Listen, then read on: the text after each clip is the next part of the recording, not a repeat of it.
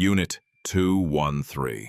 I bought the contents of a storage unit at auction for $200, the way people do on those reality shows, hoping for antiques or hidden cash, and what I actually found inside changed the way I understand the word haunted so completely that I no longer think of it as describing a place at all. I think now that some things aren't haunted because of where they are. I think some things are haunted because of what's still actively, deliberately attached to them.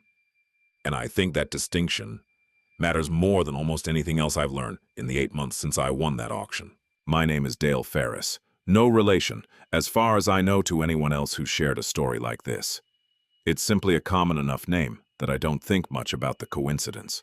I run a small resale business, buying and reselling items from estate sales, auctions, and abandoned storage units. The kind of work that requires a certain comfort with other people's discarded histories, and I want to be upfront that in 6 years of doing this, I had encountered plenty of sad, strange, occasionally unsettling situations, without a single one of them following me home, the way Unit 213 eventually did. Storage unit auctions work the way you've probably seen them portrayed. A facility stops receiving payment on an overdue unit, waits out the legally required notice period, and eventually opens the unit for a brief public viewing before selling its entire contents, sight unseen, beyond that viewing, to the highest bidder. You don't get to go through the boxes, you get to stand at the door for a few minutes, look at whatever's visible from the entrance, and make your bid based on nothing more than a general impression of the unit's contents and condition. Unit 213, at a facility about 20 minutes outside the city, caught my attention for an unremarkable reason. It was unusually full for its size, packed floor to ceiling with furniture, boxes, and what looked, from the doorway, like a genuinely substantial collection of old household items, suggesting either a full household's worth of belongings or years of accumulated storage from someone unwilling or unable to part with much of anything. I won it for $200. A modest bid, but enough to beat out the handful of other resellers who'd shown up that morning, and I want to describe, honestly, how ordinary that entire process felt at the time. No sense of dread, no unusual cold, nothing beyond the mild professional satisfaction of winning a decent-looking lot at a reasonable price. I started going through the unit's contents over the following week, a process that normally takes me a day or two for a unit that size, cataloging items for resale, setting aside anything with genuine value, discarding what wasn't worth the effort of listing. I want to walk you through what I found and how the strangeness accumulated slowly enough that I dismissed each individual detail long before I was willing to consider what the whole pattern actually suggested. The furniture itself was unremarkable. A full bedroom set, a dining table, boxes of kitchenware and clothing that suggested an entire household had been packed into that unit at once, likely following someone's death or a sudden, complete move, rather than the gradual accumulation of years of separate storage decisions. What struck me first, going through the boxes, was the sheer number of photographs. Dozens of framed pictures and loose photo albums, spanning what looked like several decades, all featuring, with remarkable consistency, the same small handful of people, a middle-aged couple and a boy who appeared across the photographs to age from a toddler into what looked like early adolescence before the photographs simply stopped. I didn't think much of this at first. Families accumulate photographs, and it's not unusual in units like this to find an entire life's worth of them boxed up together following a death or a major life transition. What unsettled me, gradually over the following days, was a specific pattern I started noticing once I'd gone through enough of the boxes to see it clearly. In every photograph featuring all 3 family members together, the boy's face was without exception, either turned away from the camera, obscured by shadow, or, in a disturbing number of cases, scratched out entirely. A small, careful abrasion in the photograph's emulsion, exactly where his face should have been, done with enough precision that it looked less like accidental damage and more like a deliberate act, repeated across dozens of separate photographs spanning years. I want to describe the auction itself in a bit more detail before I move on, because a small detail from that morning has stayed with me in a way I didn't understand until much later. There were 4 of us bidding seriously on Unit 213 that day.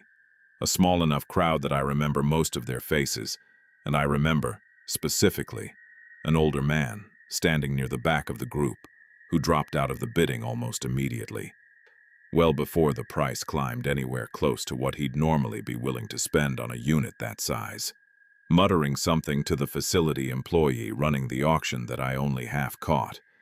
Something about recognizing the name on the account. I didn't think much of it at the time, distracted by the actual bidding, and I never got the chance to ask him directly what he meant. I've wondered since, more times than I'd like to admit, whether he knew something about the Holbrook family that would have changed my decision to bid at all, and whether his quiet withdrawal that morning was less about price and more about a kind of caution. The rest of us simply didn't have the information to share. I want to describe a second incident from that first week, before the night the photographs rearranged themselves, because it's the detail that first made me genuinely uneasy rather than simply curious about an unusually large and photograph-heavy storage unit. Going through one of the later boxes, I found a child's drawing, done in crayon on construction paper, that had yellowed considerably with age, depicting what was clearly meant to be a family. 3 figures, roughly drawn the way any young child draws people, standing in front of a house.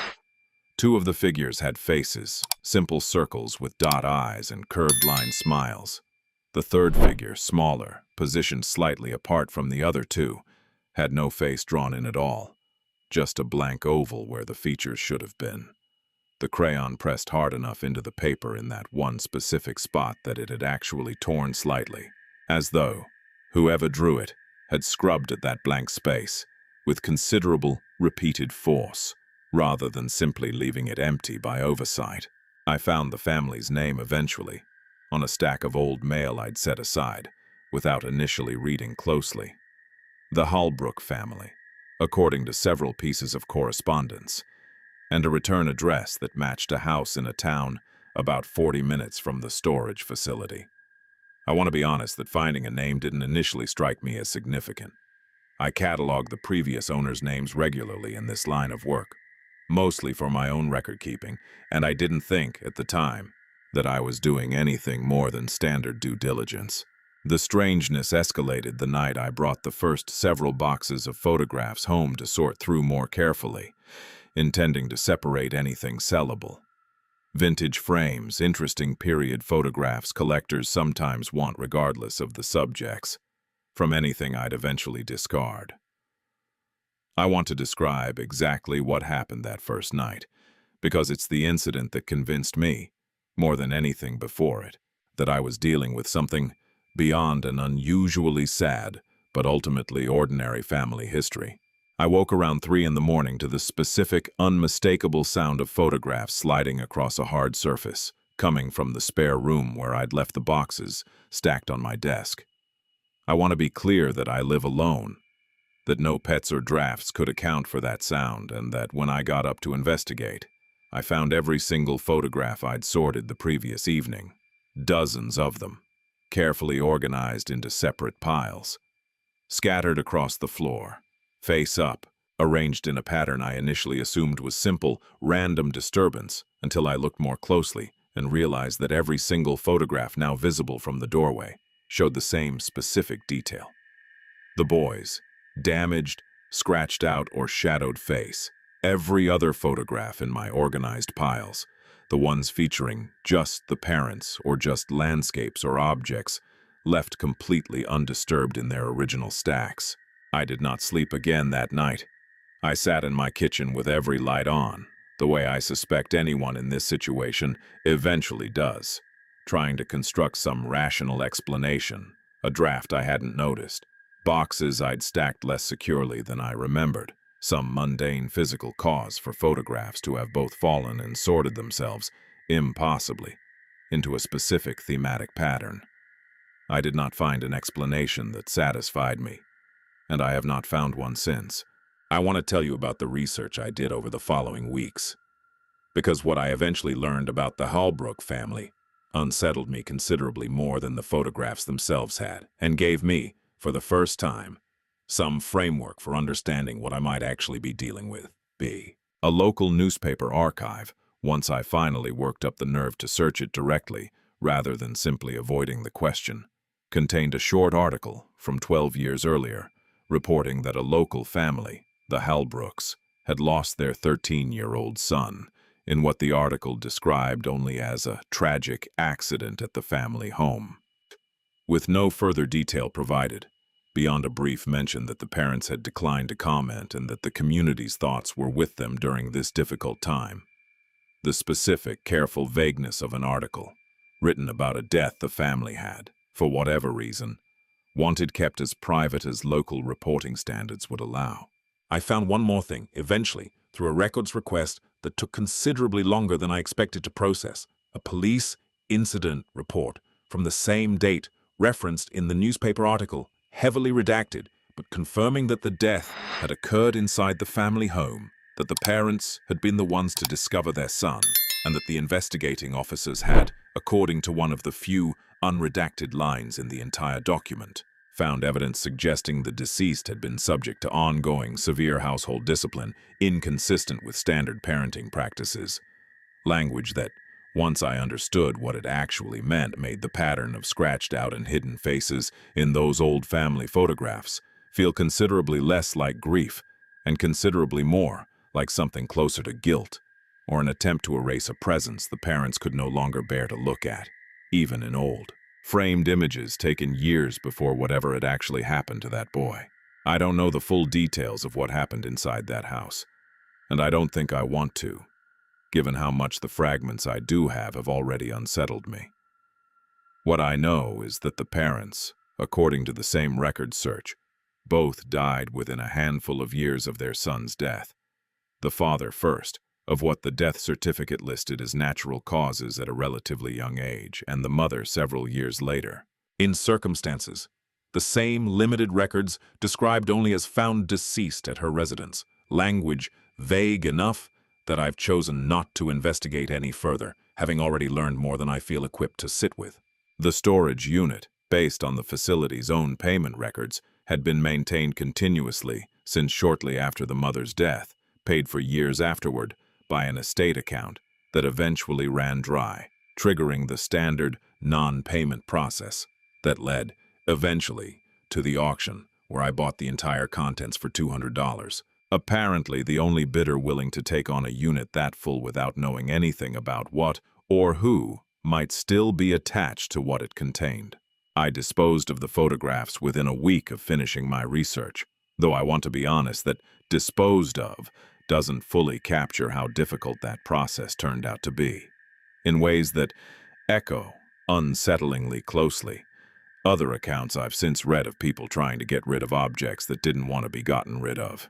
Simple disposal in an ordinary trash bin resulted, within 2 days, in several of the photographs turning up back in my spare room, in a locked house, with no explanation I could construct that didn't require accepting something I still, even now, find difficult to fully accept.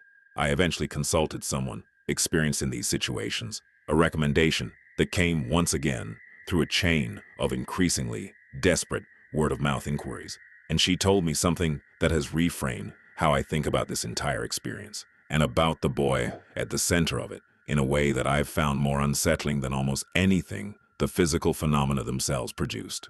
What's attached to those photographs isn't hostile towards you, she said.